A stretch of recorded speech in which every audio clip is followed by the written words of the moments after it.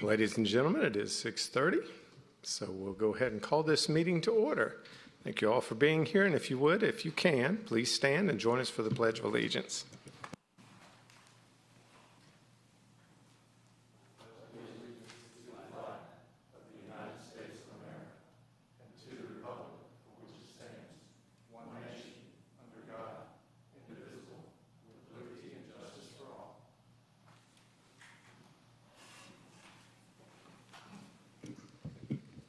Thank you, everyone. I'll note for the record that all members of council are present and accounted for this evening. And we do have a presentation and a proclamation to kick off tonight's meeting. So if Aaron will bring in our guests, I'll meet him up front.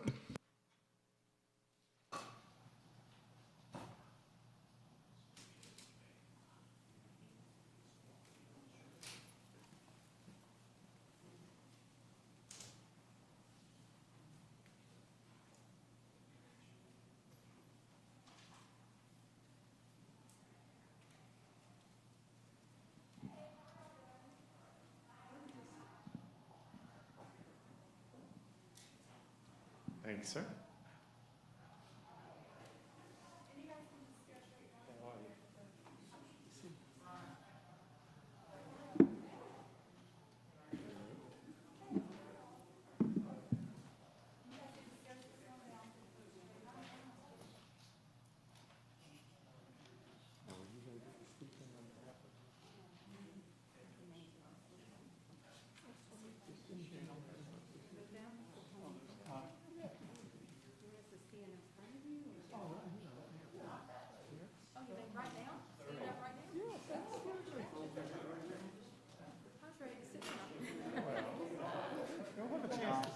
No, I'm just kidding. How are you? I'm good, thank you. Good to see you. Thank you. I'm Jackie Angel. Nice to meet you. Yeah, thank you. I'm Jill. No, the historian. Connie, would you like to say a few words about the history? Donna's going to do all of that? Okay. I'm probably going to say something after Donna, but that's it. Okay, fantastic. Ladies and gentlemen, this evening we're here to recognize the 100th anniversary of Milton High School. It used to be where they're building the Innovation Academy now, and it was just right down the street for almost 100 years. And so we have a proclamation and reading. But first I'll let Donna speak a little bit about why we're here this evening. Oh, wow. Okay, well, I wrote something down. Would you, okay. What? That's good. I was going to have you. You want me to read the proclamation first? I'm having you. We're pretty flexible here, Okay. so. I was going to have you read the proclamation, and then I was going to introduce who's all present with us. Is that good? That's how we'll do it then. Okay, thank you. All right? So we'll begin by reading the proclamation. And this is a proclamation by the Mayor and Council of the City of Alpharetta, Georgia, celebrating the 100th anniversary of Milton High School. Whereas Milton High School has been a vital anchor in the North Fulton community for a century, serving its first 85 years in downtown Alpharetta before moving to its current location in Milton. Milton High School is the oldest high school in Fulton County north of the Chattahoochee River. And whereas Milton High School was founded and first located in the heart of downtown Alpharetta in 1921, with 2 students becoming its first graduates in May of 1922. And whereas furthering the tradition of excellence started 100 years ago, Milton High School continues to this day to educate students from both Alpharetta and Milton communities. And whereas the log cabin, a unique and memorable part of Alpharetta's history, still standing in the city today, was built in 1935 by Milton High School FFA students and their teacher with assistance and donations from the community.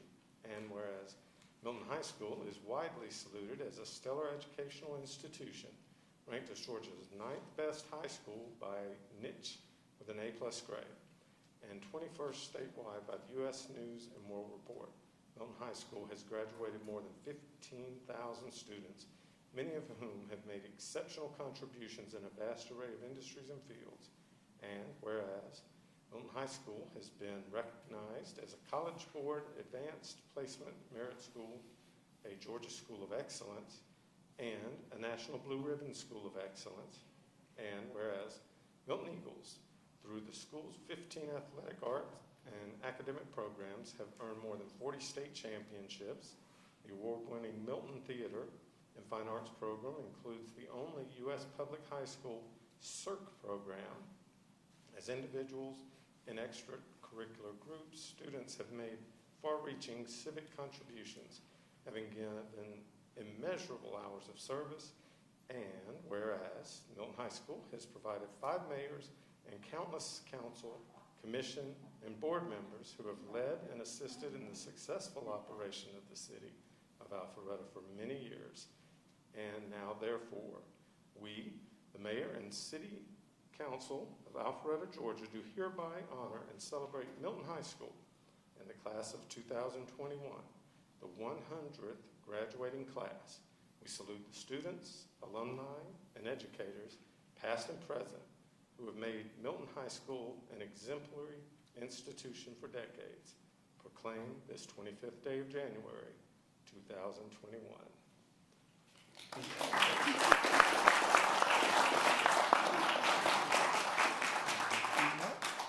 See, you got to send me a run of shows so I can get this right. I didn't know I was able to do that, but thank you. Okay, I just want to say thank you, Mayor Gilvin, and thank you, City Council members and staff for the City of Alpharetta. This means so much to us, so thank you. And I would like to introduce the folks, the 10 people that made the cut. We were limited to 10, so let me just start with Brian Jones, who's the principal of Milton High School. We have Katie Reeves, who's Fulton County Board of Education. Running late. Jackie Angel, she's head of the 100th Anniversary Committee, retired faculty alumna. Connie Mashburn. Connie is a graduate, class of 1959. He's a committee member, and he's also an Alpharetta historian. Phil Thomas. Phil Thomas is a retired faculty alumnus, former principal, committee member. Travis Allen. Travis is graduate, class of 1995, and committee member. Nat Jack Lewis. He's a graduate, class of 1978, and a committee member. Sean Smith, graduate, class of 1991, committee member. Lisa Etheridge, retired faculty alumna. And I actually went to school there as well. So just, we just want to say a few things. Well, I'll keep it short. But Milton High School, growing up in Alpharetta, was quite a cornerstone of our town. For 85 years. It was founded in 1921, as Mayor Gilvin has read, and was part of the landscape of this small town of Alpharetta. For those of us who attended and those who taught and worked for the school, it was much more than just a school or a building to so many residents of Alpharetta. Lifelong friendships were made and memories to last forever. We look forward to a year-long celebration ahead and the start of the official Milton High School Alumni Association.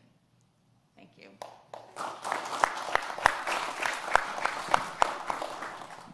Thank you, Donna, and thank you, Mayor Gilvin, as well. I just wanted to say that, as pointed out, as both Donna and Mayor Gilvin have said, we got our start literally just 2 blocks down the road from City Hall. We stayed there for 84 years, and Alpharetta was such a great city for us to have our start in and to spend so much time there. I know that both Lisa and I taught at the old building. I actually split my career, 15 years at the old building and now 15 years at the new building. We did move to 2-3 miles down the road, but as Donna said, our school is not a building. It's the people that make it up. And we're still those same people. We still have kids from Alpharetta, and we love those kids. We have kids at Milton right now who have parents who graduated from Milton when it was in the city of Alpharetta, and grandparents who graduated from Milton when it was in the city of Alpharetta. we still have connections to Alpharetta. We're so appreciative of the city of Alpharetta for saving the log cabin that started out on our campus with our students way back in 1935. And, you know, just because the school building's not there, the log cabin is still there right here in Alpharetta, also just a couple of blocks down the road. And we have so many connections with the city that we'll always have, and a long history that we plan to never forget. So thank you again. My pleasure. Connie, any of that 100-year history you want to relay? There's nobody up here better suited. I was one of the first graduates in 1921. That's why I'm on the committee. They need the oldest guy around, so, you know, that's why I got to be on it. But I don't know. I know I want to be quick here, but to me, Milton will always be here because I went here, my mother went here, son went here, my grandson, who all live in Alpharetta, will go over to the new school. It's there are those who kind of say it's not the school anymore because it's not here, but it is. As Jackie said, better than any of the rest of us, it's the people and the memories. So, thank you. Appreciate it. Thank you, sir. And Mayor Pro Tem Mitchell, I know nobody loves history more than you do. Is there anything you'd like to add? I'm good. We're just happy to celebrate this with you all. That's great. Well, congratulations, everyone. Thank you. Do we have anybody to take a picture? The official photographer.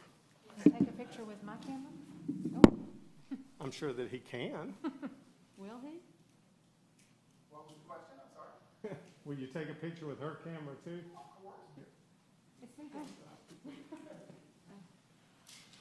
We appreciate this. This is unbelievable. Yeah.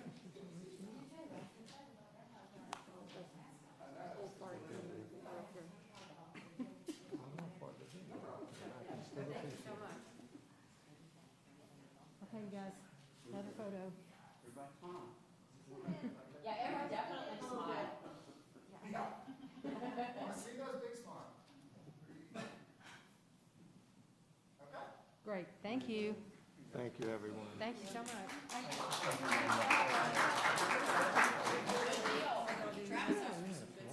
You're welcome to stay. You're free to leave.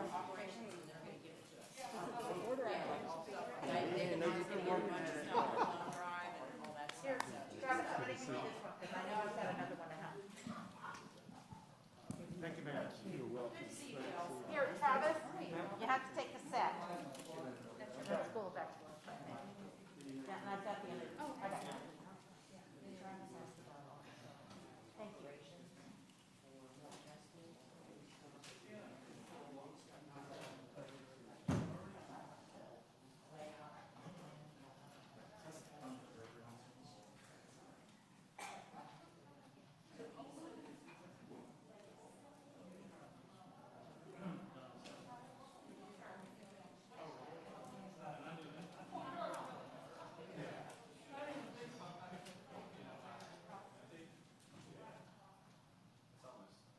Good way to start the new year. So next item up on our agenda this evening is the consent agenda, and the consent agenda consists of the council meeting minutes from the meeting of January 19th, 2021. Is there anyone from council who would like to remove anything from the consent agenda? Seeing none, I'll call for a motion. Motion to approve. I have a motion by Councilman Burnett, a second by Councilman Merkel. All those in favor of the motion to approve the consent agenda, please vote yes, otherwise vote accordingly. And it does pass unanimously. So that'll wrap up the consent agenda, and we'll move on to our public hearing items. First public hearing item is CU-20-08, Peach Coffee Roasters, Henderson Commons. Mr. Woodman, I believe you have the presentation on this.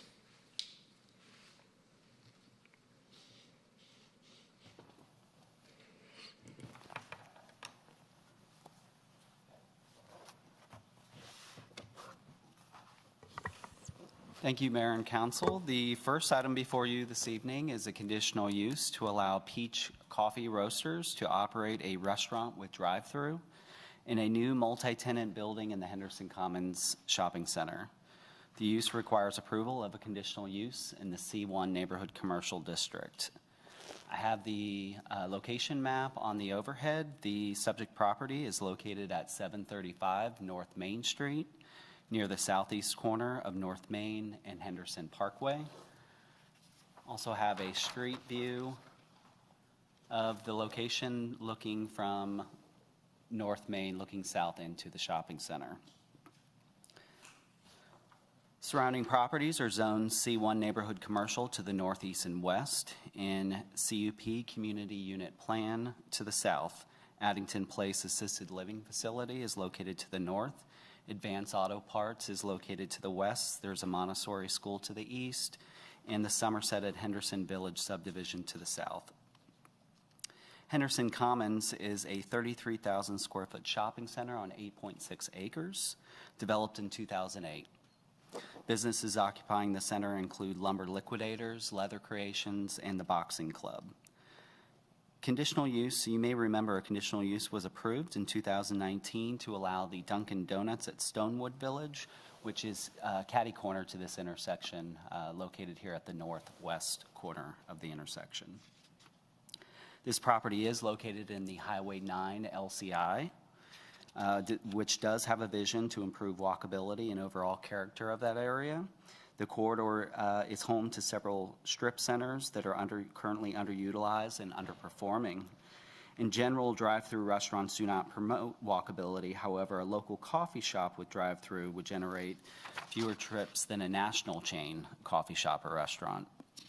Also, this location proposes a patio as well as an outdoor dining patio as well as green space, which promote walkability, and this location is located near residential, so there is a residential subdivision to the south of the existing center. With respect to the conditional use, Peach Coffee Roasters has one location in Johns Creek currently. The business roasts their own coffee beans on site and offers packaged coffee and frequently changing food menu. The hours of operation are Monday through Sunday, 6 a.m. to 10 p.m. The applicant anticipates 9 to 12 employees at this location. And the applicant's public hearing application states that the drive-through is essential to this business as a result of the COVID-19 pandemic. Have the site plan. And the drive-through is proposed at this building, Building A. There is another new building proposed on the site, but this is not part of the conditional use. So they have an extension of the existing shopping center here, a new proposed retail building here, and then a new retail building with a drive-through associated with that coffee shop. The coffee shop, if approved, would occupy 2,000 square feet of the 4,200 square foot Building A.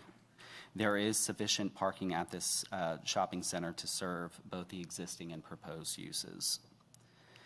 The ITE rate for a coffee shop suggests that the use would generate 178 AM peak hour trips. However, talk to our transportation engineer, and he's indicated that that rate is probably more closely associated with a national chain coffee shop like a Starbucks. So a local coffee shop would generate fewer trips than that. This item was shown to the public at the October 14th Community Zoning Information Meeting, and there were no public comments.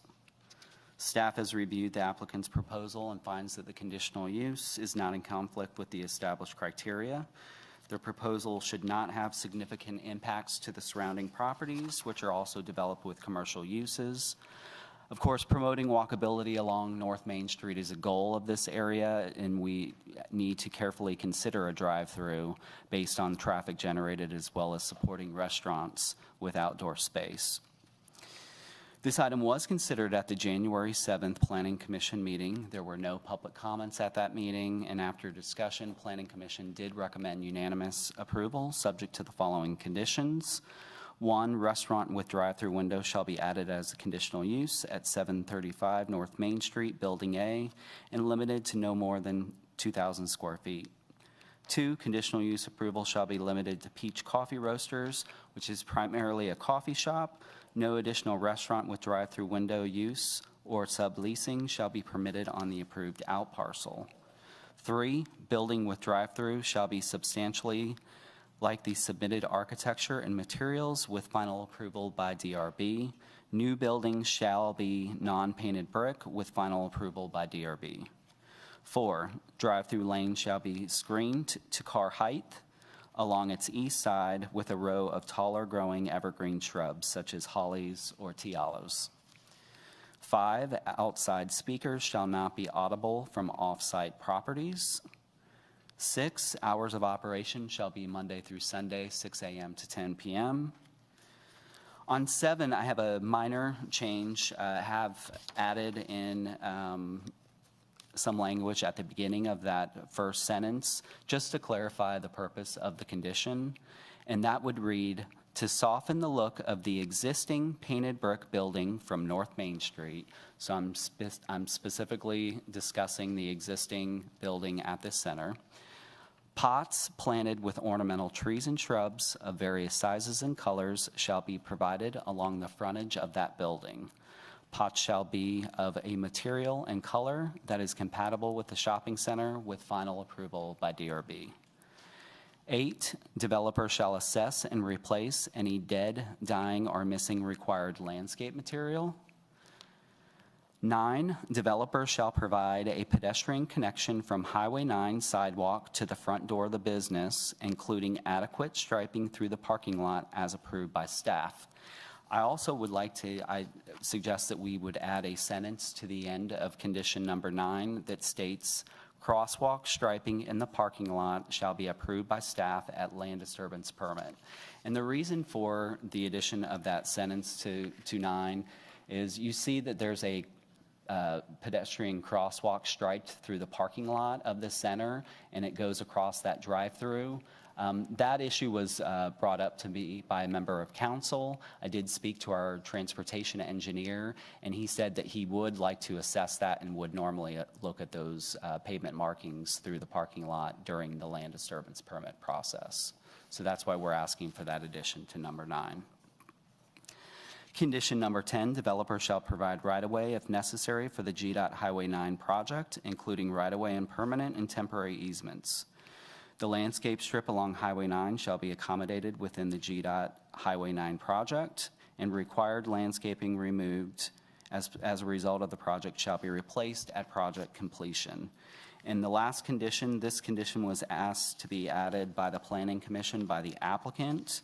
And we have verified that this condition is already covered by the code, by the sign code. It states, condition number 11, developer shall be allowed to install a code-compliant monument sign in front of the building with the drive-through approved pursuant to CU 20-08. In addition, the existing monument sign may be removed, and upon removal, one additional code-compliant monument sign may be installed on the Henderson Commons development, substantially as depicted on Exhibit C. And I didn't show you a couple things. This is a rendering of the proposed building with drive-through. The drive-through would be on this side of the building. And this is that Exhibit C that the applicant asked condition number 11 to be added, and that was added by Planning Commission. That concludes the presentation. If you have any questions, I'd be happy to answer those. Councilman Burnett? Thank you, Mr. Mayor. Michael, Mr. Underwood, I'll have the same question for you. On condition 1, it says limited to no more than 2,000 feet. Is that something that they are comfortable with, and why are we trying to determine the size of the property that they can buy or build on? We always limit the conditional use by the square footage of the suite that they're occupying. So we typically would put that within the condition. Okay. And then on condition 3, it says new buildings shall be non-painted brick with final approval by DRB. So I don't paint it. If I buy an ugly dyed brick, do I not achieve the same outcome? I don't know that I'm the expert in architecture or architectural materials to be able to answer that. There was the existing center, which in condition 7 addressed some potted plants. That center, the brick was painted, and some folks believe that it's a bit stark looking, so that's why the condition was placed in there. The colored brick, it doesn't mean that they couldn't use a white brick as they've shown on the rendering. There's a brick available. There would be various brick colors that come in the particular color. So we just felt like that was a good idea to add that to the condition. Thank you. I'll disagree later. Okay. Councilman Hypes, and I'll come to Councilman Binder. Mr. Woodman. Thank you, Mr. Mayor. Just a question, this would be a drive-in southbound on Highway 9 for folks looking for their coffee going south on Highway 9 would be potentially turning left into the shopping center opposite the senior living home. My question is, I'm looking at Google Maps here. You look over here, Michael, you'll get a view. Coming out of the senior living home, it's a right in and it's a right out. You can't make a left turn coming out of the senior living home. So my question is, are you comfortable with a left coming out of the shopping center after somebody comes in and, buys their coffee and the place is, very successful? Because it's set up to come out and make a left onto Highway 9, and the Gore lane ends before you can make a left there. So are you comfortable with that? I'm not a traffic engineer. However, the site plan has been reviewed by our transportation engineer, and it's my understanding that the points of access on Main Street are existing, and that our transportation engineer did not have any issues with that configuration. And I don't want to second guess our professionals, and so I throw it out there as a toss-up question. But I do see that if you come out of the shopping center at the northernmost point, you don't run afoul of turning left into a non-existent center turn lane. And of course, you can always come out at the traffic light. But as it's set up right now, it's permissible to make a left turn coming out of there. And what's different about the shopping center is it's going to be a drive-through. Understood. But we don't have Mr. Graves, do we? Or do we? Mr. Graves is not here this evening. We do have Mr. Sasevich with Public Works. Okay. But the answer may be that it's been reviewed and everybody's comfortable with it. I just wanted to raise that as something that I hope has been addressed. There were some discussion at Planning Commission about the access, and I did have a conversation about both that as well as some of the striping within the parking lot with Eric Graves, and he did not have any concerns about that other than the striping. He did believe that we needed to add that sentence to condition 9. And maybe to alleviate any other concerns that I might have, if it turns out to be a problem, can we ask at some point from a safety measure to not allow a left turn coming out of there if it becomes an issue? Is that an option? I think that's completely reasonable. And I would say that as part of the land disturbance permit process, you are not necessarily, if Eric determines that a point of access does not work, he certainly has the authority to make them provide an access that will work. Yeah, so it's got a solution if it becomes a problem. Sure. All right, thank you. Yes. Director Sasevich, while you're here, do you know of any changes that GDOT has in mind for that area as far as islands or anything that would prohibit a left turn? Okay. I know it's 4 lanes, it'll be 4 lanes. I would imagine there's going to be some. Okay. Thank you. Any other questions, Councilman Binder? Yeah, I'd like to echo Councilmember Burnett's sentiment on the painted brick. But I had a question on number 6 regarding the hours. Is that something we do for all applications or just conditional use? For a conditional use application, we would limit the hours of operation. It's specific to a conditional use application. So if it's within zoning and, the ice cream stores just north of there, or the Jimmy John's, that doesn't have mandated hours or anything, right? If it doesn't have a conditional use, it typically wouldn't have mandated hours. Does the Dunkin' Donuts have a conditional use on their drive-through when we approved it? That was a conditional use, yes. And do we have to do it or add the hours in there, or can we just leave it blank and just use it as a part of our criteria that we would use for conditional use, but not mandate the hours? There are not certain criteria in the UDC that require us to condition the hours of operation, but we have always, since I've been in this position, since before me, we've always tried to treat conditional use always the same way with respect to the conditions, and the hours of operation are always in there. I guess I can understand if it's a conditional use in like a residential area or something like that where, hey, let's limit the hours, but given their neighbors, I don't know if we need it, but if they're not complaining, then I won't bring it up. Any other questions from council? Thank you, sir. Would the applicant like to come forward at this time?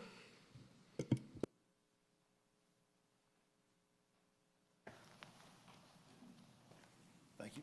Excuse me. Thank you, Mr. Mayor, members of the City Council. Ethan Underwood with Miles Hansford and Talent.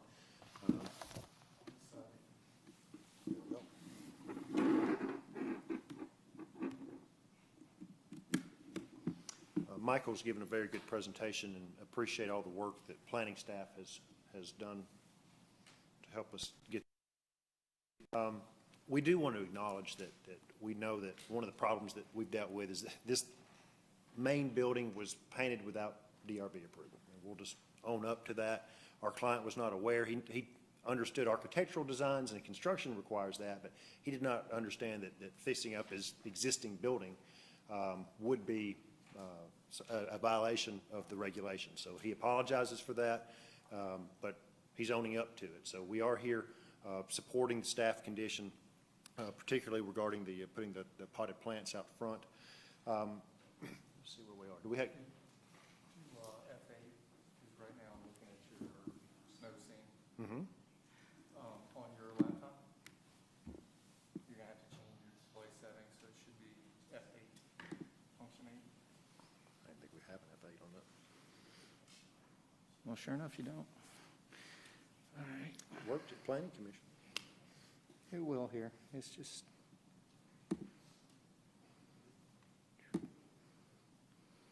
Just got to change your display. Display.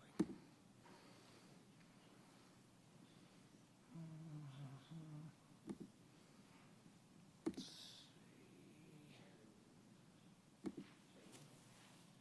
Okay, so we need two.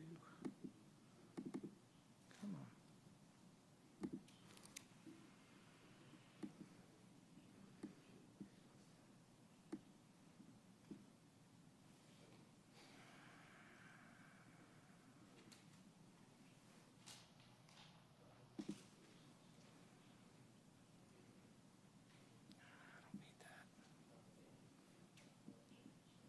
The other. 607, F8 is microphone. That's green to wait. Let's see what your F1 is. There we go. Yours is F1.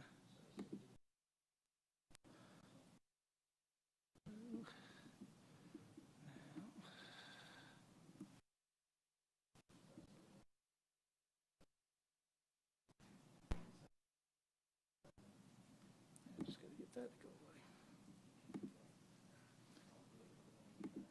There we go. And now your presentation. There.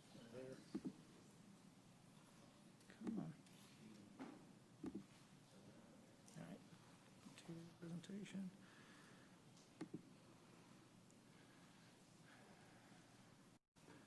There we go. Sorry about that, folks.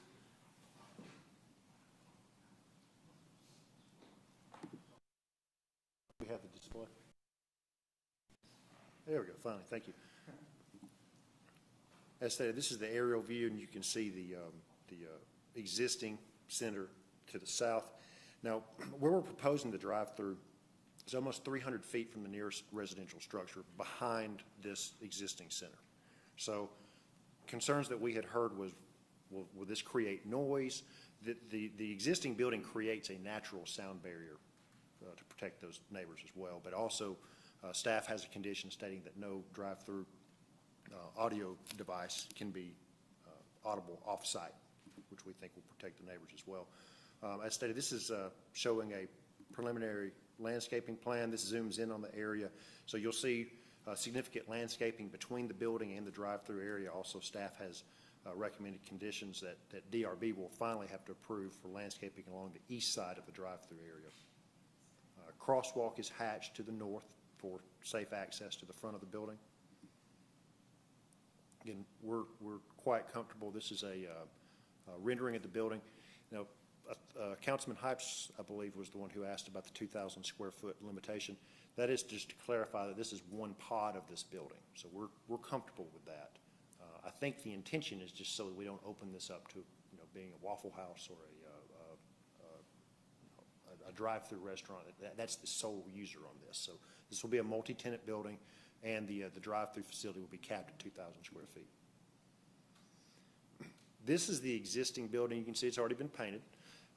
We would submit to you, it's much more attractive than what the building was beforehand, and we submitted actually to Planning Commission a petition from residents in the area as well as tenants saying that they very much prefer the look of this building.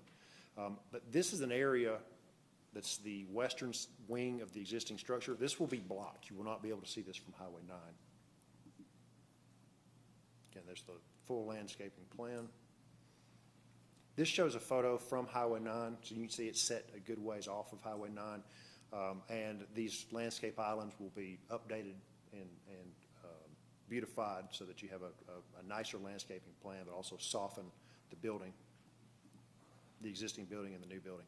And then finally, staff was accommodating with adding condition number 11. This is just trying to go ahead and put into effect a sign, that there'll be a sign in the middle that will be removed, and then 2 will be replaced approximately in the locations here. Obviously, we still have to comply with the city sign ordinance, but we would appreciate this being attached as an exhibit.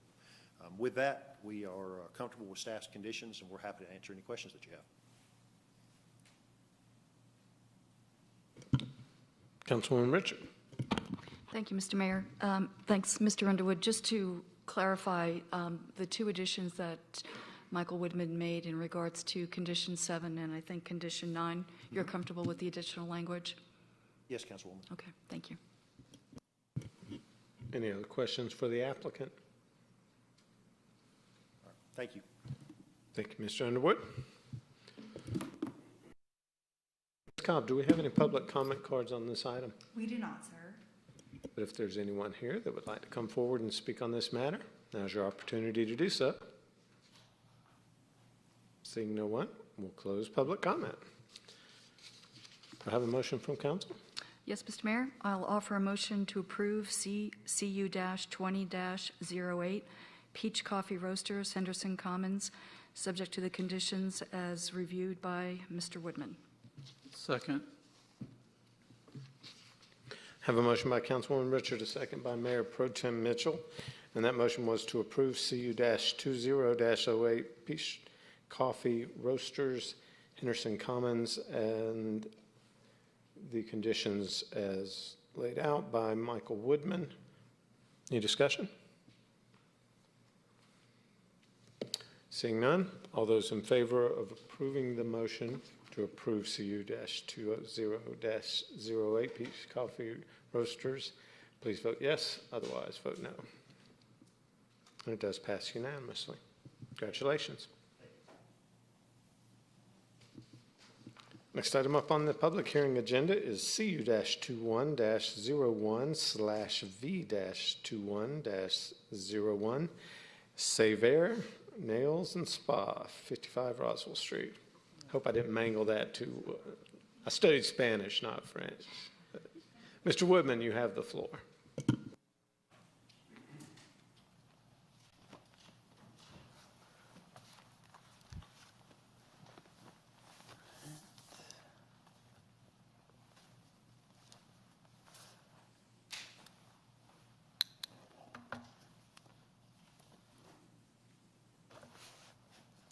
The next item is a conditional use and variance to allow spa services for Sever Nails and Spa, which is a nail salon that provides some spa services such as facial, massage, and waxing.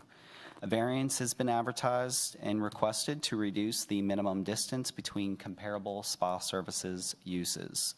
Have the location map on the overhead. The subject property is located at 55 Roswell Street in Suite 110. This is the recently constructed building at 55 Roswell Street. And this is the site plan of including the new building. And the highlighted area represents Suite 110. Property is Zone C2, General Commercial, which allows spa services with approval of a conditional use. The applicant's business is proposed within the ground floor retail space of that three-story office building. Surrounding properties are Zone C2 to the northeast and south, and R10M to the west and north. The Roswell Street parking lot is located to the north and west. Made is located to the north. 54 Roswell Street to the east, and 61 Roswell Street, which is associated with this development here on the site plan, is located to the south and west. We did advertise a variance, and the applicant did request a variance to the definition of spa services. That definition does require a 2,000-foot distance between comparable spa businesses. The other business within 2,000 feet is the Natural Body Spa at City Center right out front, which is measured in a straight line distance as the crow flies. It's approximately 1,200 feet away from the applicant's proposed site. We did advertise the variance. However, Natural Body Spa, we do not feel is a comparable spa business because they are a full day spa. And they do not provide nail services, whereas the applicant's business is a nail salon that is requesting to provide 3 accessory spa services, again, the facial, massage, and the waxing.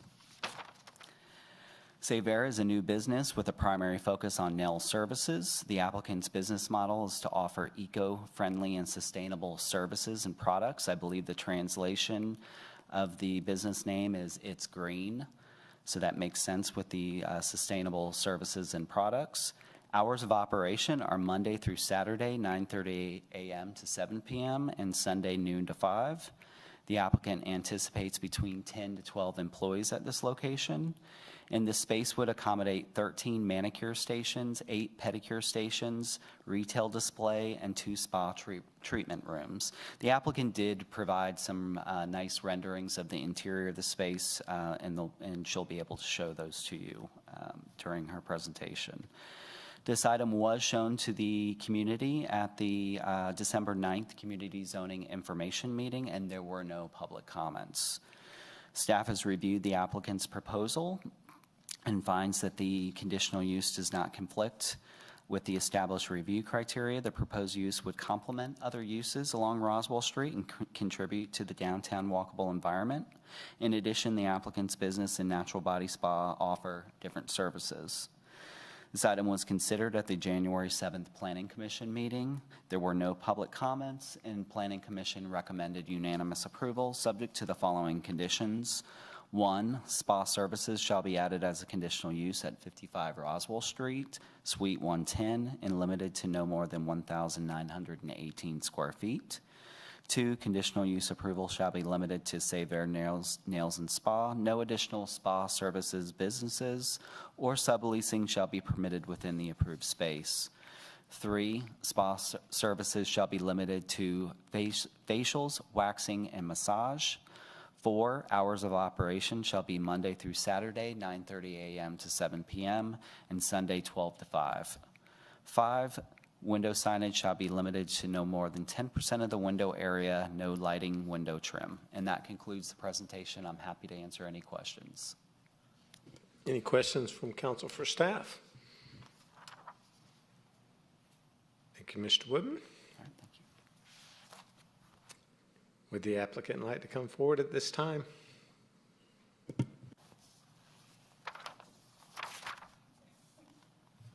what happens when you're getting younger. You can't sit too long, right? I wouldn't know about that getting younger. No? Okay. Thank you for having me. Good evening. Is it too late to say Happy New Year? No? Okay.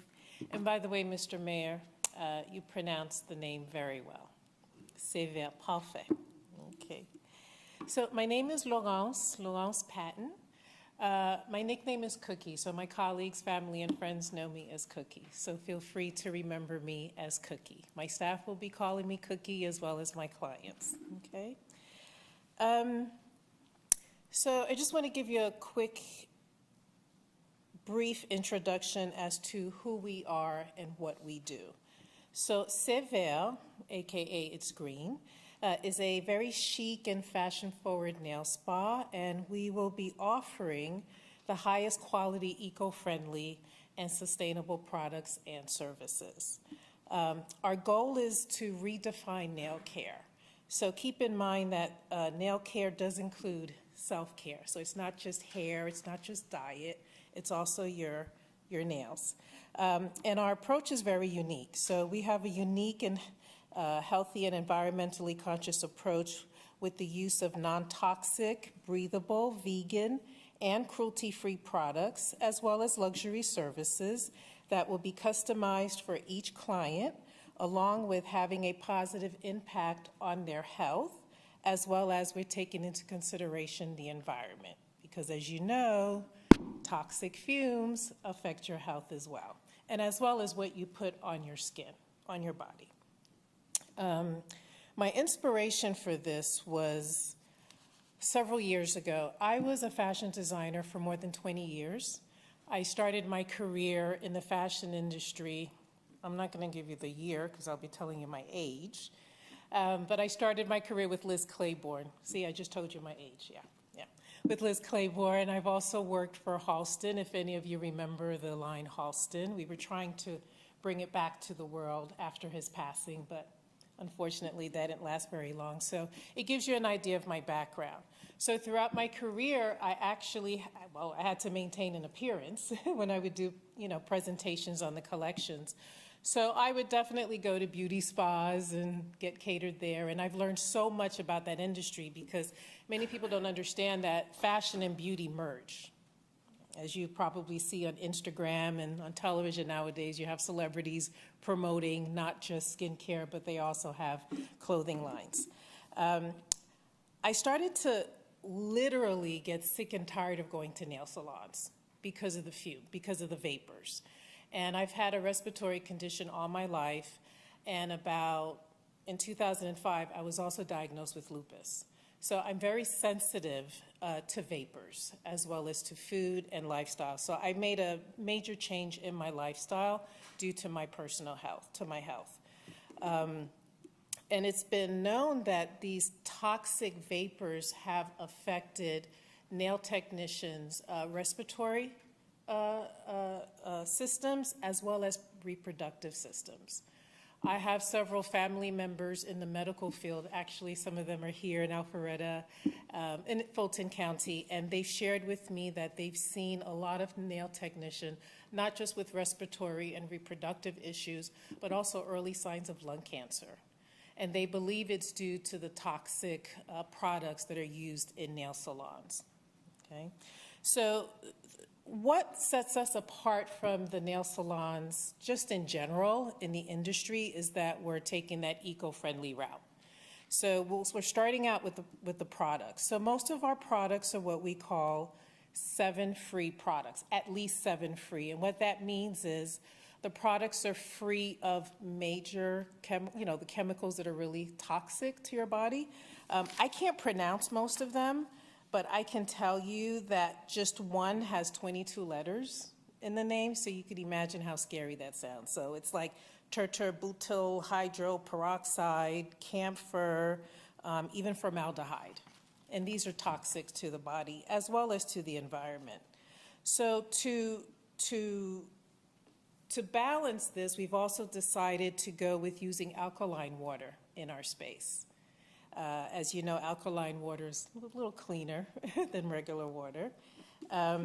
In addition, we're going as far as investing in a ventilation system. So there's a company called Aravex, and they're the leading supplier in the beauty industry, hair and nail salon, that provide a ventilation system that also purifies the air. And that's something that not too many salons have. So not only our goal is obviously to meet the code requirements, but also to exceed those requirements.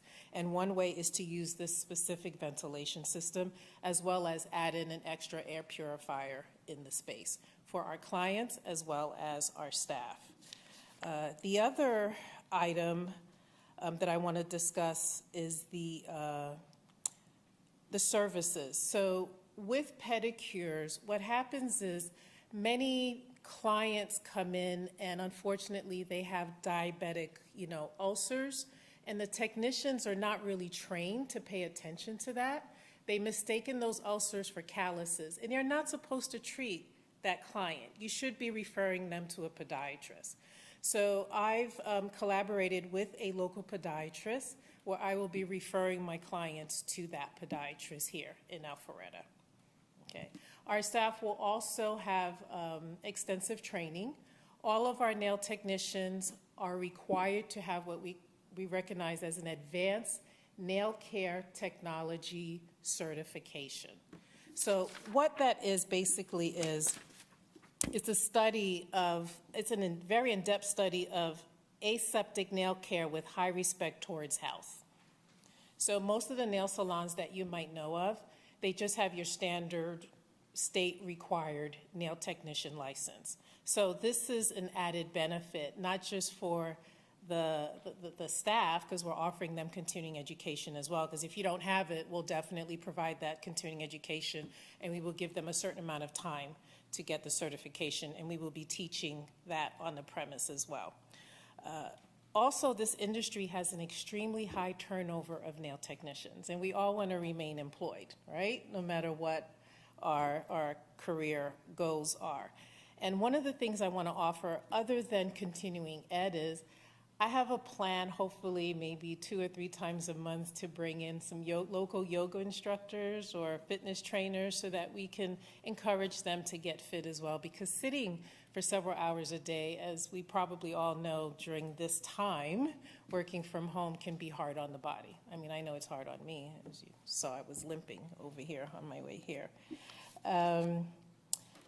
One other thing I wanted to emphasize was also the aesthetics of the salon.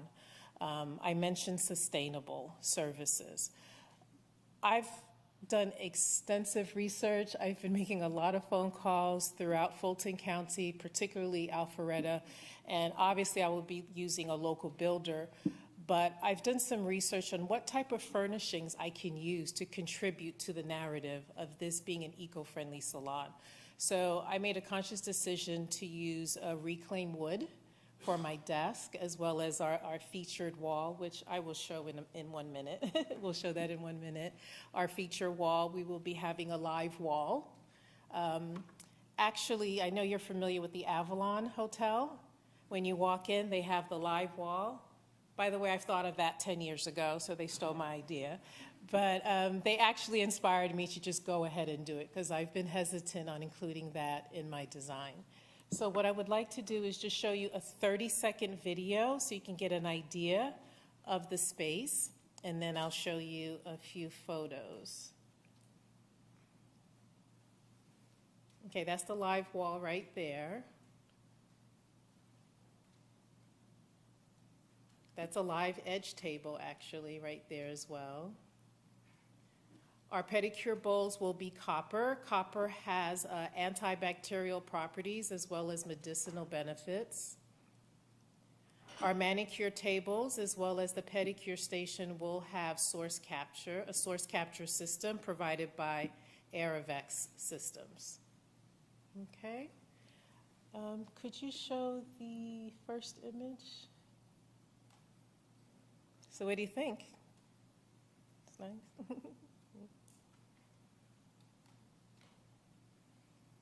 Okay, so that first image is just a different angle. Oh, okay. It's okay. It doesn't matter. It doesn't matter. We can stay here. We can stay here. Yeah.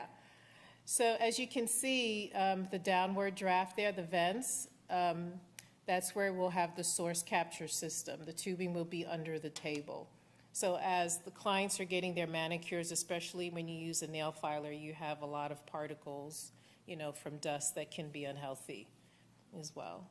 And along the window, my goal is to have live foliage along the window, but I'm not sure because I don't know if that'll attract any bugs, which could interfere with the customers. Okay.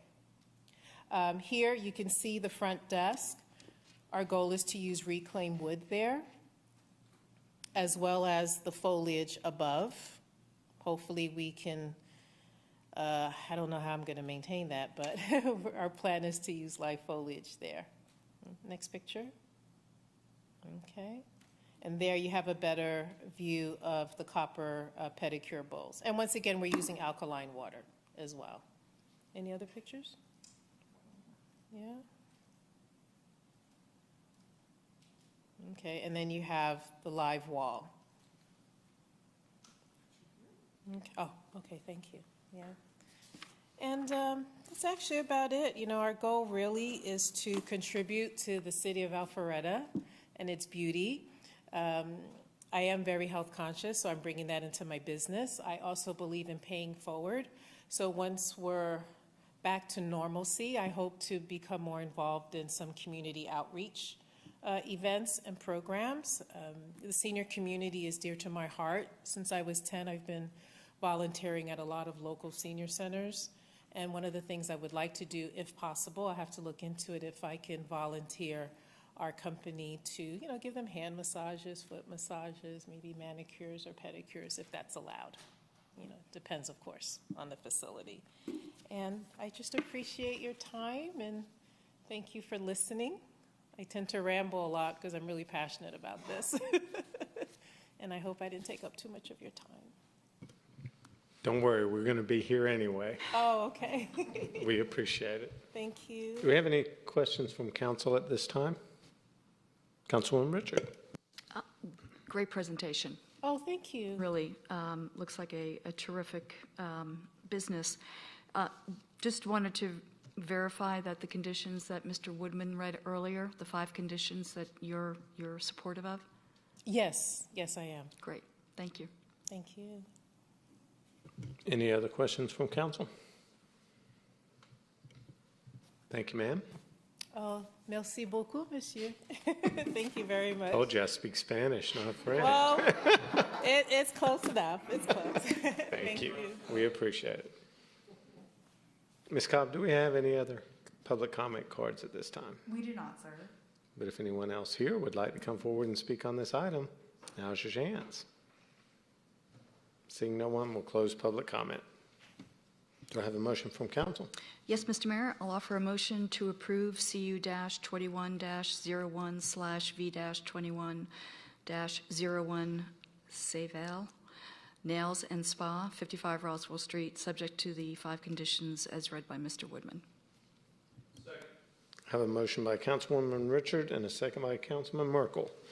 And that motion was to approve CU-21-01/V-21-01 Saval Nails and Spa, 55 Roswell Street. Any discussion? I'd just like to say it's a very exciting nail salon. I've never seen any salon with the type of aesthetics that you are planning and the attention to the chemical component. I think that I applaud you for that, and I hope you're setting a new standard for nail salons in our city. So thank you. Any other comments? Well, I would appreciate your interest in Alpharetta and your investment in our community. I do support the motion, and I will mention that while we do have a senior services North Fulton in this community, we also have a fair number of assisted living facilities, and I think they would very much appreciate some of your services. That being said, if there's no other comments, I'll go ahead and call for a vote. Those in favor of the motion to approve with the conditions as read, please vote yes. Otherwise, vote no. Mayor Pro Tem. And it does pass unanimously. Congratulations.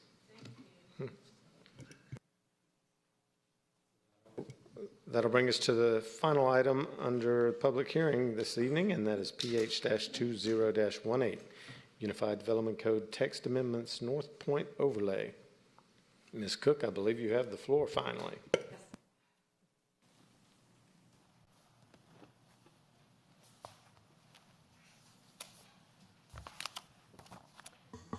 Thank you, Mayor and Council. The last item before you is a proposed change to the UDC, actually for the North Point overlay. It's consideration of text amendments to the Unified Development Code subsection 2.10.2, North Point overlay use and density, in order to amend the overlay boundaries and priority areas. Within the priority areas, of course, council can increase density that's allowed. The typical density is 8 units to the acre, but if you're in the priority area, 1 or 2, then you can actually ask the council for a conditional use. And if you remember within that code, that means that you have to have additional eco-district requirements as well as additional green space. So the only area that we're looking to add to be considered a priority density area is here. And of course, that's south of Mansell. Also on this property, we're looking to add it to the overlay. So there's 3 different areas that were split, and so we're looking for those to be added to the overlay. This area, we're looking for the addition to the overlay. What that means is that you would have to follow the architectural guidelines as well as the North Point overlay code. Really doesn't make a lot of sense that half of a property follow the North Point overlay and then the other half is not within it. The other 2 pieces, they actually have common ownership. If you remember the KB 400 piece that's here at the corner of Kimball and North Point, common ownership, but again, they were just split in the middle. Part of it was in the overlay, part of it was out. And then the last piece is the corner of Morrison Parkway and Haynes Bridge.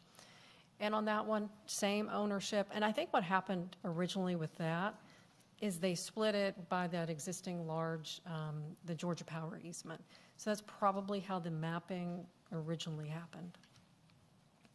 So those are the changes that are proposed. This did go to the Planning Commission on the 7th. And after review, and there was no public comments, they did recommend approval. And if you have any questions, I'll be glad to answer those for you.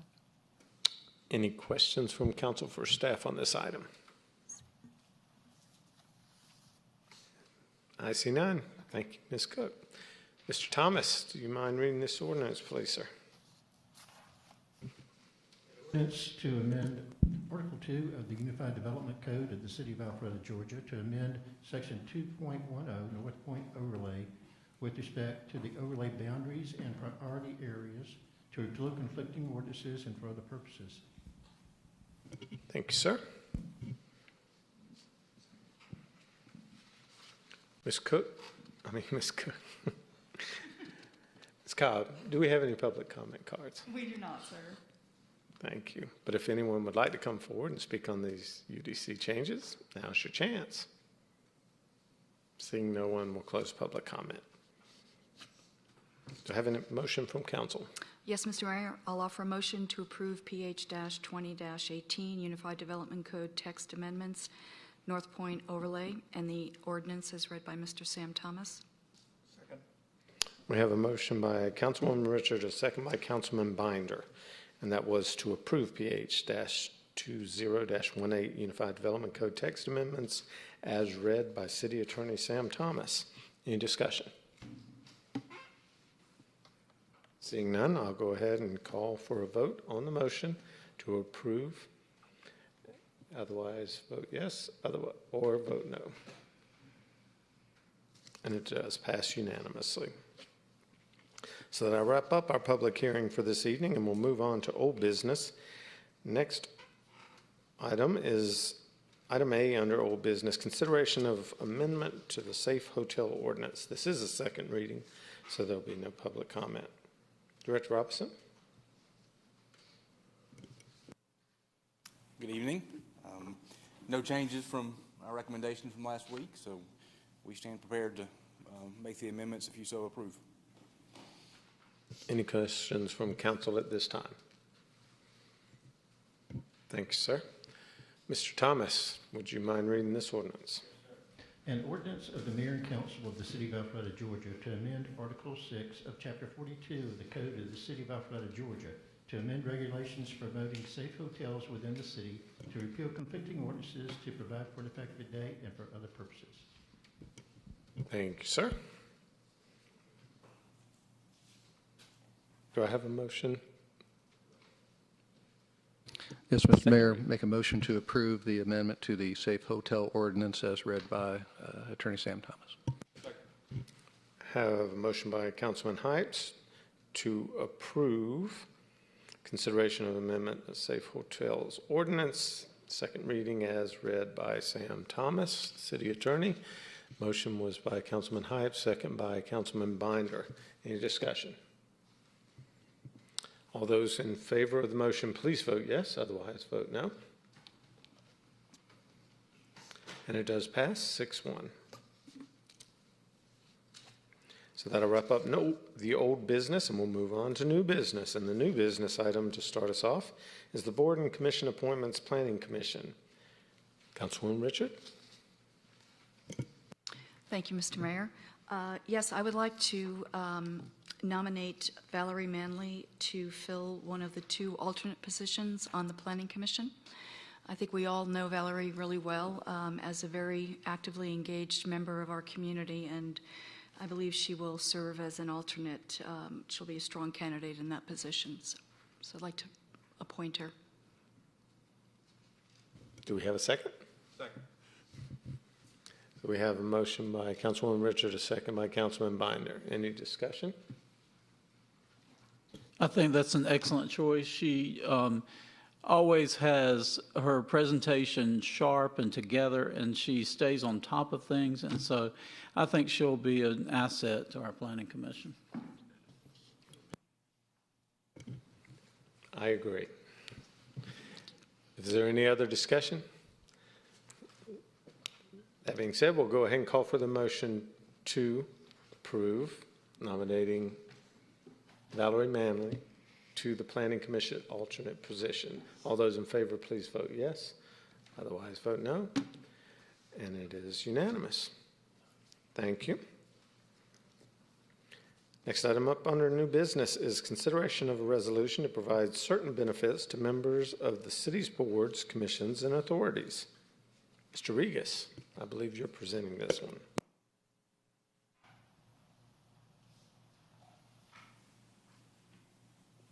Mayor and Council, following a suggestion by Councilman Burnett and Merkel, had Sam Thomas put together a resolution to allow our board members, commission members, authority members, the same kind of benefits employees have with our parks programs.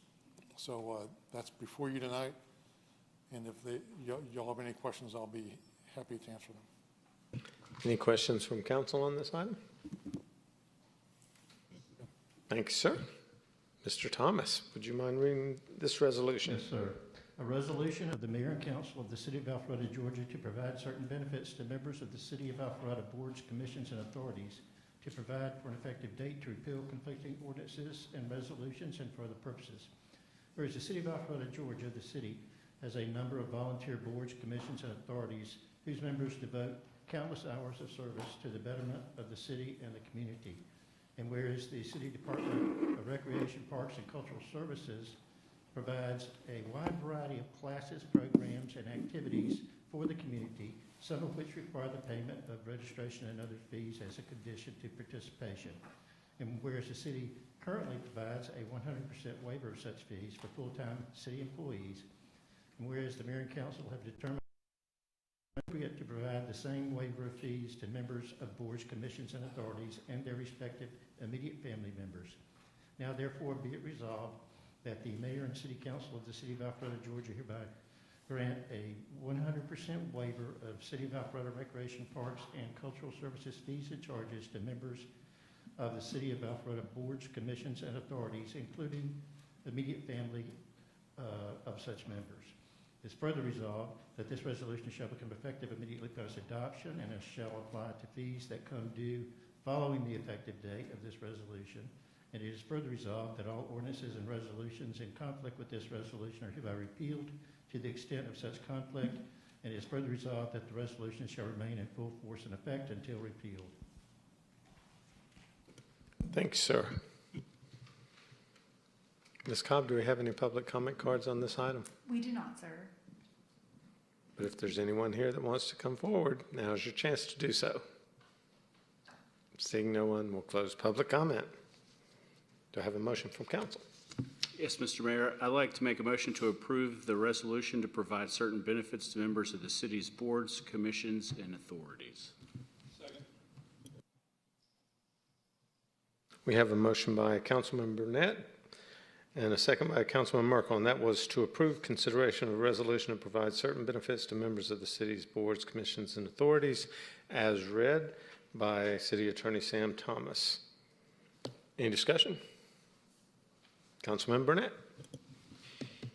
I think, I've thought about this for years, and I didn't know what the impact would be. As somebody who has small kids, anybody who's ever sat through a DRB meeting that has gone all day for $25, I mean, we can't say thank you to the people that volunteer their time to us enough. And, if you've got young kids, you can save lots of money. And mine spend a mountain of time doing all sorts of the programs. I think it's our parks and recreations and cultural services are really something that sets this community apart. When you look at all the nationwide rankings, and what a way to say thank you to the 100+ people that, volunteer their time here, and what a way to encourage people that want to move here, that want to be involved, to know that if you'll put a little skin in the game, we're not afraid to say thank you. Any other comments? Now I'll go ahead and call for a vote on the matter, and that was to approve the motion as read by City Attorney Sam Thomas for consideration of providing certain benefits to members of the boards, commissions, and authorities. All those in favor, please vote yes. Otherwise, vote no. And it does pass unanimously. So that'll wrap up the new business portion of tonight's meeting, and we'll move on to the workshop. And the workshop is one item, and it's for Tech Alpharetta update.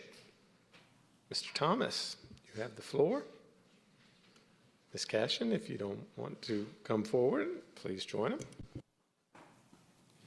Good evening, Mayor and Council. You'll recall back in 2018 when the decision was made to renew our agreement with Tech Alpharetta. The request was made for them to provide more regular updates to Council. So we have Karen Cashin, CEO of Tech Alpharetta, here to provide you with an update, some of their goals for the year, as well as ongoing activities. So, Karen. Oh, and Tech Alpharetta Chair, Mr. Philippe Smoka, is here as well.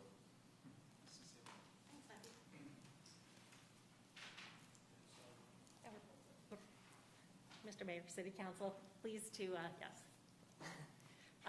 introduce those of you that haven't already met him to our new chair, Philippe Smoka from Lease Plan USA, who's going to start off with a few words, and then I'll come in after that. How are you, everybody? It's my first time speaking to you. It's a pleasure. Just a very quick intro, being very brief. Karen has a lot of good details to share. I've been in the board for a couple of years now, starting 2019. My origins, I'm Brazilian. I came to the United States in 2004 as a transfer, and it's the best thing that ever happened in my life. We formed a family here. We became American citizens, and I love this country with all of my heart. So it's an emotional time for me to be here. I get to volunteer in an amazing organization, in an amazing city. This city has so much to offer. We've got a lot of fantastic people, all spearheaded by Karen and the team. There's a lot of people that want to do good for the city within Tech Alpharetta. I think for the past 2 years, I've seen us progressing a lot. We've seen the brand of Tech Alpharetta supporting the mission of becoming an innovative engine for the city to bring more jobs, to create more opportunities, to allow companies to see what it is to be in Alpharetta and grow their companies here. Some stats for you guys. We've got about 40% of the startups at the center which are minority-led. So there's a lot of diversity purpose within Tech Alpharetta. Within our board, about a third of our board members are females, and another third are Latinos and people of color.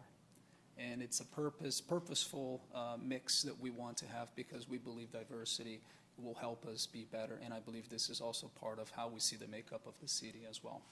So with all of my pleasure, I'd like to ask Karen to come, but it's a big thank you that I give to to you guys. Thank you for your support, and we're working very hard to support the city and its ambition to continue to grow and keep Alpharetta as we go along. Thank you. Thank you, sir. We appreciate your time and energy on our behalf. Thank you. And yeah, we're very, very fortunate to have Philippe at the helm now, as we were with Ryan Hollenbeck before him, just generously volunteering his time to help advance the organization and continue to make Alpharetta the tech city of the South. So I have some slides to show you all this evening. They were in your packet. And I guess I just page up. Down? Mm-hmm. Oh, there we go. And I won't read all of them, but I did want to go over some highlights tonight, and I appreciate your time this evening for our update and all of your support as well. As we have said in the past, we are a tech economic development engine for the city of Alpharetta.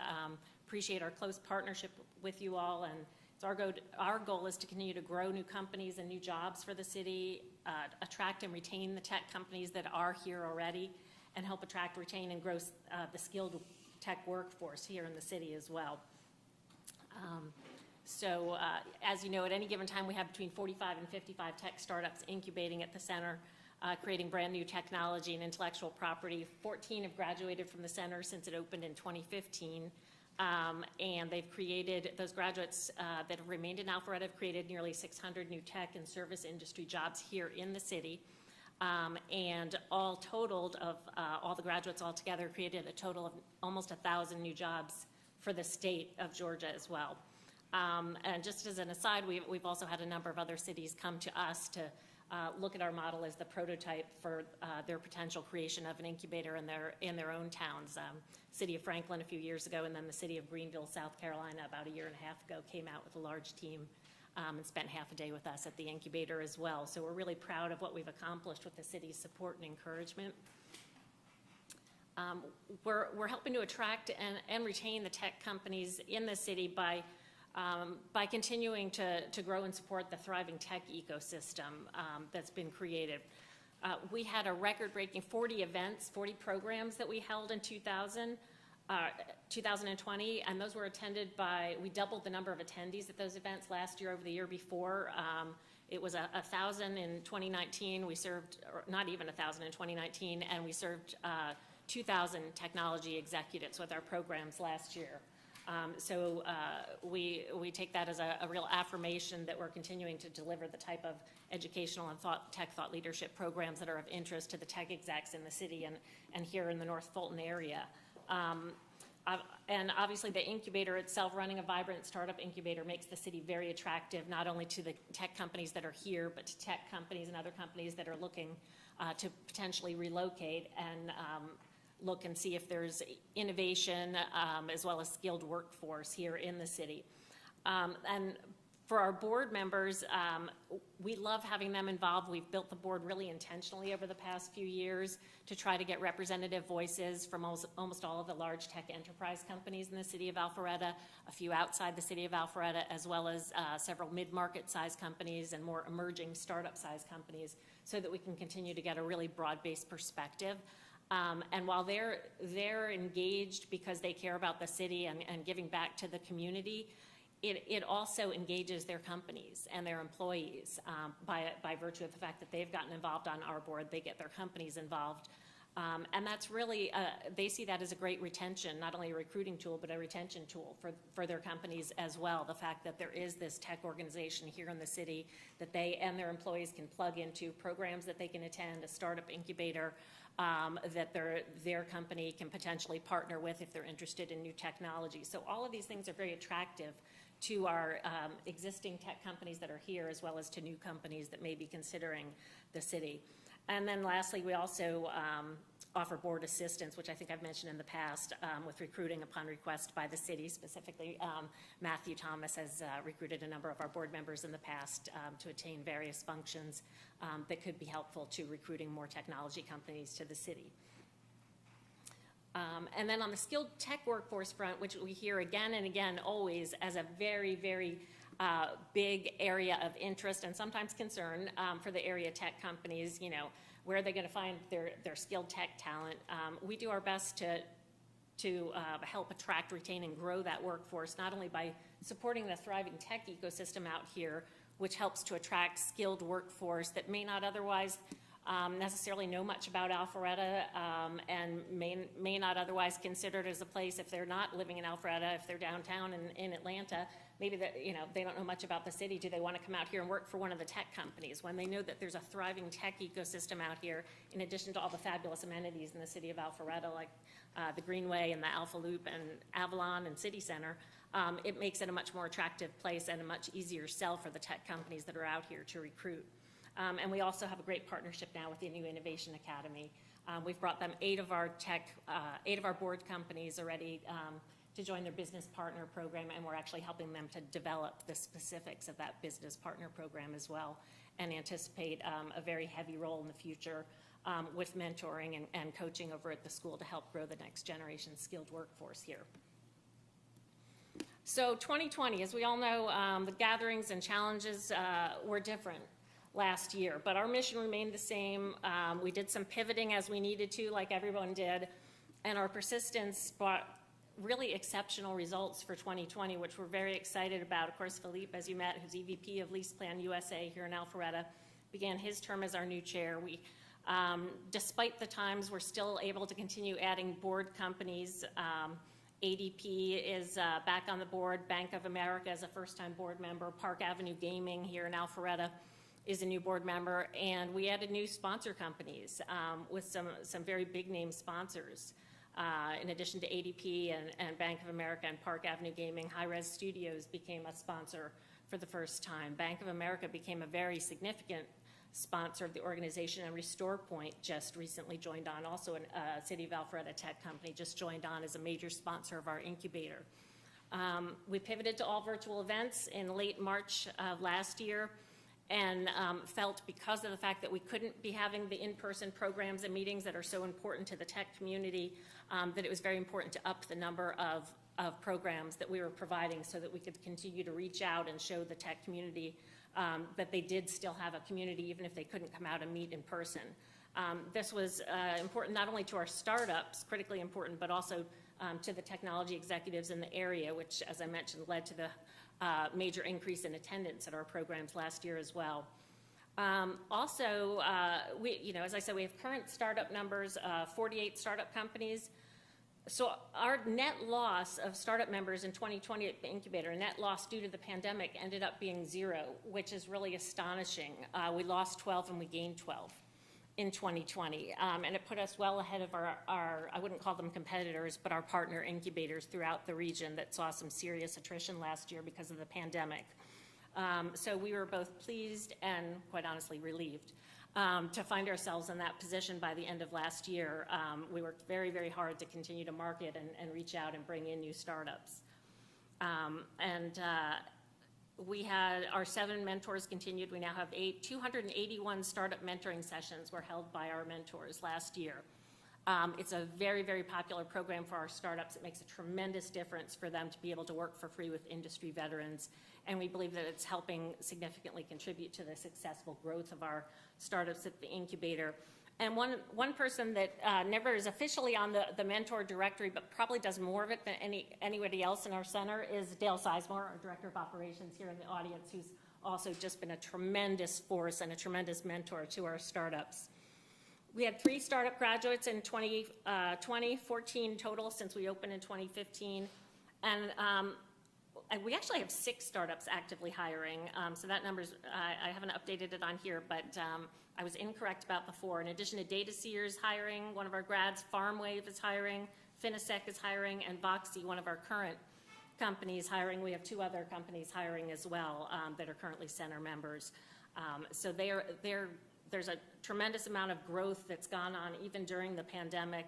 It didn't seem to slow down our startups much at all, as a matter of fact. And Voxy, one of our startups, just closed a $6.7 million Series A round that was all the news a couple of weeks back. So we were really excited for them. Morgan Stanley just made a major multi-million-dollar investment in another one of our startups that's a current member of our incubator. And so there's just a lot of good things coming out of the incubator continuing. To date, since 2015, more than $100 million in investor funding has been received by our startups. More than $50 million of that was just last year alone in the middle of a pandemic. And also we managed to still launch our new podcast series last year, Driving Innovation. So we had a busy year. It was stressful as it was for everyone, but we had tremendous results once again.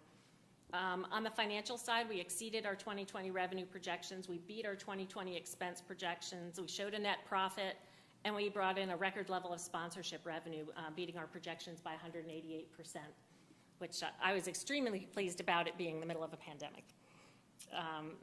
You guys have these documents in front of you, so I don't need to go through the projections on this slide unless anyone has any specific questions about anything in this one slide. And you can always feel free to reach out. I'll go to questions in just a second. I just want to tell you that as I looked at that $100 million in financing, and I remember me and Dale over at Rome Coffee Shop watching about 12 entrepreneurs get together every Friday and complain because nobody had any money and there was no funding available on Alpharetta. That's pretty impressive. Yeah. I'm blown away. Thank you. So any questions from Council? Councilman Hypes. As opposed to a question, I know it's a workshop. I know Ms. Cashin knows that I have exhorted her to work towards financial autonomy and away from city subsidy, and I just want to congratulate you. These trends are really good, and I think this is everything's heading in the right direction. I did some quick math over here, and in 2017, the city's contribution was 40% of your revenue, and right now it's at 25%. So I'm hopeful that we'll continue in that direction, that your board will stay engaged and see the value in what you all are doing on the private sector side. And I've been somewhat critical of the subsidy in the past, and given your success here, I wanted to publicly congratulate you on the direction it's going. Thank you. I appreciate that. Any other comments or questions? Thank you, ma'am. Okay. I included our metrics for 2020 on the next few slides based on categories. So you can see our incubator metrics, most of which I just went through with you all. The only areas where we ended up in the red were due to cancellations as a result of the pandemic. Everything else we met or exceeded. The programs continued and increased. They just went virtual, and that's worked out very well for us. So if there's no questions on this slide, I'll go ahead and advance to the next slide. Industry verticals, this slide just shows all of the industry verticals covered by our current crop of startup members at the center. And you can see they run across all industry verticals. There's just tremendous, sometimes awe-inspiring levels of innovation going on over there by groups of men and women with more master's degrees and PhDs in engineering than I've come across in my previous career. So it's a really impressive group. From the branding and PR metrics side, this is a side I always like to mention because while it's not jobs created, we feel that it's a tremendous benefit to the city as well, because the PR that we do to promote Tech Alpharetta is PR promoting the city of Alpharetta as a great place to grow your company, to relocate to take a job in. And so everything we do, we're helping to also act as a megaphone for what a great city this is to live and work in.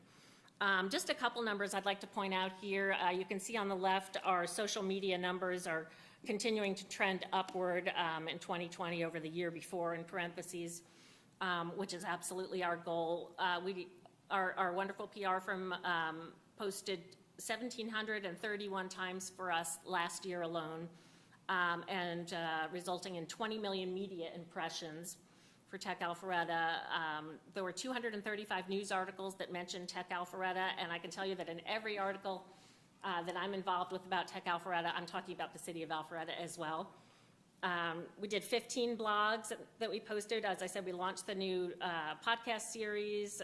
We participated in other podcast series. We do executive spotlight videos, press releases, and then our 40 tech events and our 104 weekly e-newsletters to area tech execs, and our list is now over 4,000 area tech execs. That's a list we've grown organically since approximately 2014. So we are reaching a very broad audience.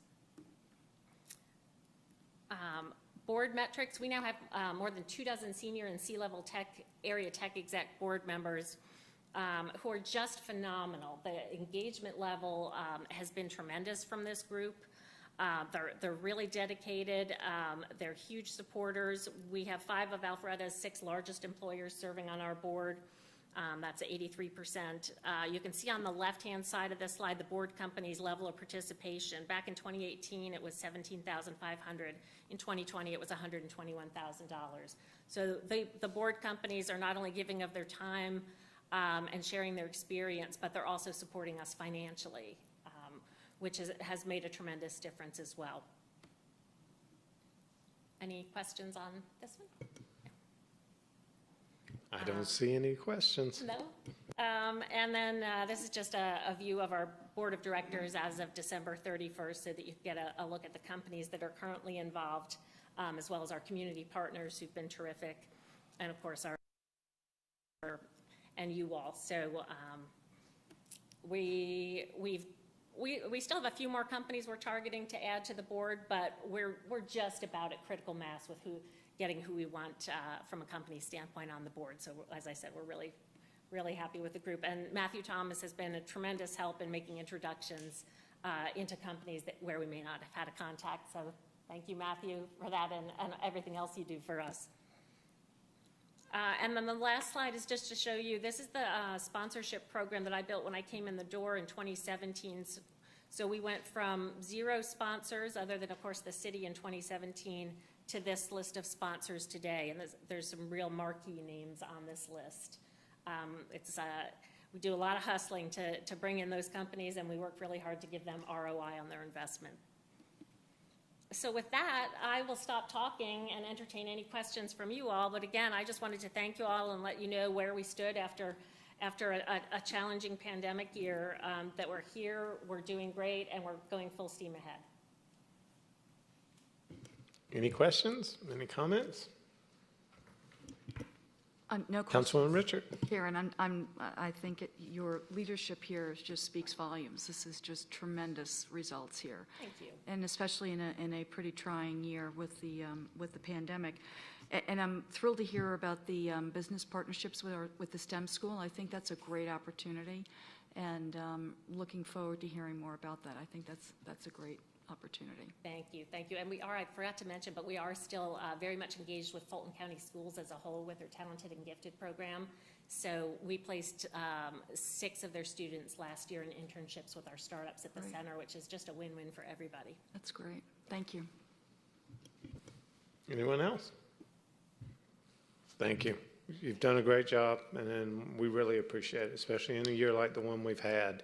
It's great to hear a lot of good things happening over at Tech Alpharetta. Well, thank you. I appreciate all your support, and it's very much of a group effort and a partnership with you all, and a group effort from our board and our Dale and our other staff members. So thank you all. We appreciate it. That being said, I think that'll wrap up our Tech Alpharetta update workshop. Thank you. And we'll move on to public comment. So if there's anyone here in the public that has anything they want to say, now forward and get it off your chest. And we're not seeing anyone come forward, so I'll close public comment. Do we have any reports this evening? Councilman Burnett. At the Mayor Pro Tem's suggestion, I would like to nominate Kendrick McLaughlin to the Arts Commission. And I look forward to the Pro Tem's singing of the national anthem at the State of the City address. Thank you. If there are no other reports, we'll end this meeting on that note. Thank you all for being here and look forward to seeing you next time. We are adjourned.